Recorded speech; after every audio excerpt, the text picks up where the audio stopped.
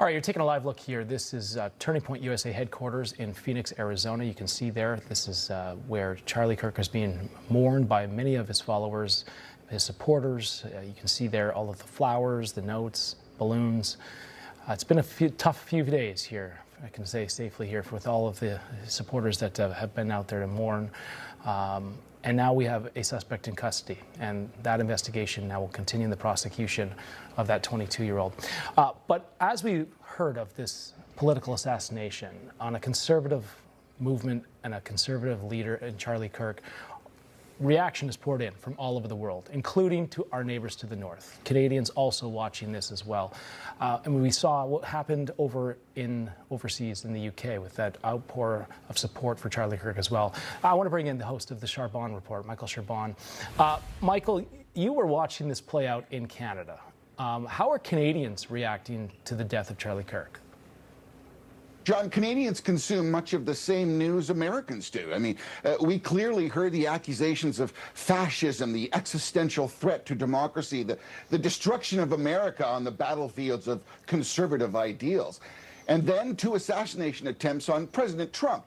Canadians watch as America's kind of at war with itself. The polarization of politics similar to our divide in Canada with liberals and conservatives, but not to the same violent extent.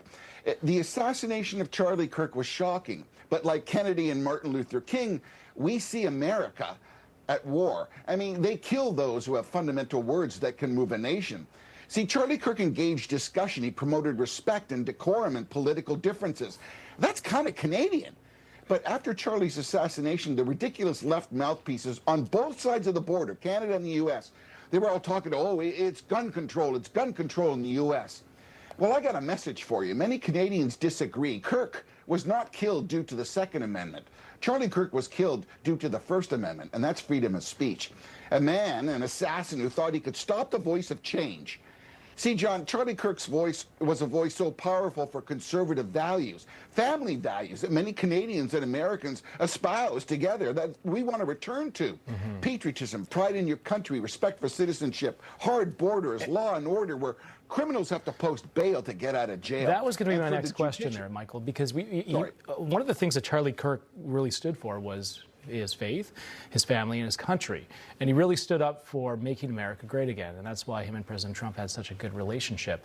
But did his impact have the same effect on Canadians? And did they see him the same way, even though he was debating a lot of college kids on the values of America? Well, we have the same situation in our college system and university system that you do. It's heavily liberal-oriented, where people who would put up desks talking about conservative issues or conservative speakers would be told to leave and would be abashed. We also see that law and order and crime is affecting our society. And those are many things, John, that Charlie Kirk espoused. I picked out a couple of comments that were typical Charlie Kirk to Canada. He said, I would deport Justin Trudeau on the first day. That guy sucks. And he said, Mr. Trudeau, when you're playing defense, you're already losing. And finally, make Canada great again. What's wrong with that? That's who Charlie Kirk was. That's who identified with Canadians, John. He's absolutely right, though. I mean, if you're always on the defense, you're never in charge. Wise words. And you're seeing that right now in Canada. I mean, Canada right now is on the defense in terms of tariffs and such. And you're really seeing nationalism. Would you agree? In Canada, with the elbows up slogan that they have going around, and a lot of Canadian flags on porches, which you never used to see. Well, interestingly, when President Trump talked about the 51st state, Canadians got their hair up.